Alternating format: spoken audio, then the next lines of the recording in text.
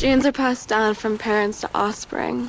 So as you guys know, the rivalry between Knee and Arslan Ash is as intense as it's ever been, kind of taking us back to the old days of 2019 when these guys were first going head to head. But now things is a little bit more dicey because, Arslan has been popping off a lot on Twitter. I made a couple of videos documenting that situation, and I kind of got myself into a little bit of trouble along the way, but there's nothing wrong with that. Picking up where I left off, it's this tweet here where basically Arslan, you guys know the story. Arslan and E has been arguing over top tier characters, even though both of them is playing both broken characters. Nee said, okay, if Brian's so broken, you play my character and I will play Nina. First to 10, let's run it. Justin Wong says, let's make it a money match. Arslan says, you tweet it, you fund it. He got a little bit of backlash because people were asking, why aren't you putting up your own money? And in response to this, he was saying that basically it goes against his religion. Now, as you can see, there's 1 million views on this tweet with less than 1,000 likes. Meanwhile, the tweet that he is responding to has 174,000 views with 1,500 likes. So that basically means a lot of people have seen this tweet from Arslan, a lot of people, but people do not agree with it. Looking at one of the tweets in response to this, it's calling out how Arslan Ash in the past has did money matches, but this time with Nee, he's saying he can't do it. Now, to my understanding, a lot of people were defending Arslan Ash, and they're saying that he basically, the same rules that he's trying to apply to the knee money match where some third party puts up the money. That is probably what happened with these 4 other money matches that he did. And then also when you talk about the money match that he did in the past here, people are saying let's wait until Arslan gives his full story before jumping the gun and calling him out. And I guess that was a mistake that I made in my first video. But we have an update to this whole story. There is an EVO pre-party, a pre-tournament taking place where they were giving away stuff. They were doing a little mini tournament, and surprise, surprise, Arslan won the giveaway. It seems like this guy is Mr. Lucky. He won the giveaway. He won some money. He won a Hitbox arcade stick, and that was a good first day, a pre-day for EVO. As you guys can see here, this is the moment when Arslan is decided the winner. Everyone's here in this thing. There's a lot of great players from Knee. You can see Atif there, Arslan's there. A cool event. This just kind of highlights what people talk about when they say like community. It's a great event, right? But also at this event, you had a tournament. And this tournament was a little mini tournament. It was streamed on Twitter. It was streamed on Twitch. And in that tournament, Arslan and Nee made it all the way to grand finals. Now, the thing about this is, yes, Arslan did win 3-1, right? But Nee played Bangwe, and a lot of people were in the chat saying this is basically Nee sandbagging.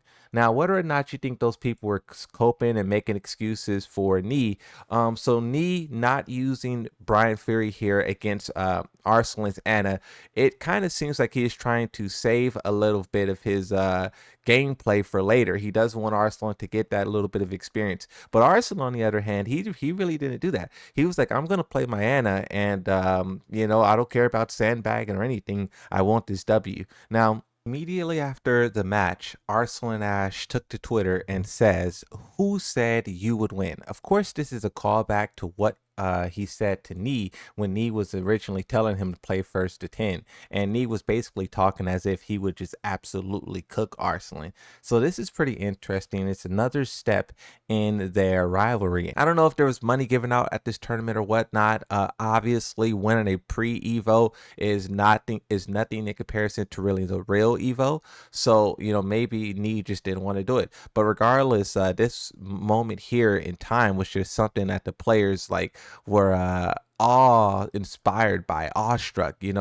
We have been watching these two, beef with each other ever since the start of season 2. Things got real dicey, and this little mini tournament is kind of like, how people say we live in an alternate reality, or we live in like a simulation. It's moments like these where you're like, you have 2 of the best Tekken players on the planet beefing with one another, both participating in the pre-EVO, and then they both get into grand finals. Nee starts sandbagging. Arslan's really trying to take the cake. We'll see if this has an impact once EVO gets started. You know, I was doing a poll on the channel asking people which player do they think will take it. You know, of course, people like Nee, of course, people like Atif, of course, people like Arslan. The real question that I think is interesting is what region. There's a lot of different regions out there. Some of them are very underrated. Some of them are the best and most dominant regions in Tekken. But the thing about EVO is that there's always been surprises. It's never been so easy to predict who will win. I mean, last year kind of was. Arslan and Atif cooked the entire tournament last year. But when you talk about last year, Nee was not playing that good as he is now. Kudans just won a major event. He was not doing as good as he is now, right? We also saw since then, you know, so many other players like King Ray Jr. come out of nowhere, right? A lot of people in this year 2 of Tekken 8 has started to really lock in, really get good, and they're really pushing the competition and you know, trying to make a name for themselves. So entering in EVO with this much hype, with this much attention, with this much anticipation, I'm going to be looking to see which players are doing good, which players are falling short. It's going to be a amazing event in a game with a game that it's lacking balance. You know, so many broken characters, so many busted setups, so many powerful attacks. Which one will be used to dominate the event? Only time will truly tell. But moments like these where the community is feeling so much like passion, so like riled up, this is what, like, you know, gave Tekken 7 so much momentum. When the developers say that Tekken 7 was successful because of tournaments, it's this kind of energy, it's this kind of passion, it's this kind of rivalry that fed into that, right? You got to keep in mind in 2019 when Nee and Arslan played each other grand finals Tekken 7, that was the most watched Tekken match basically ever. It broke records on Twitch. It broke records across everything. That moment was so viral. These two players are like the greats. You know, you have Nee, who is basically like the GOAT. He's been, you know, winning Tekken since Tekken was Tekken. And you have Arslan Ash, who dominated in Tekken 7, but this is still very early on in his journey. And he has shown an incredible ability to adapt and overcome.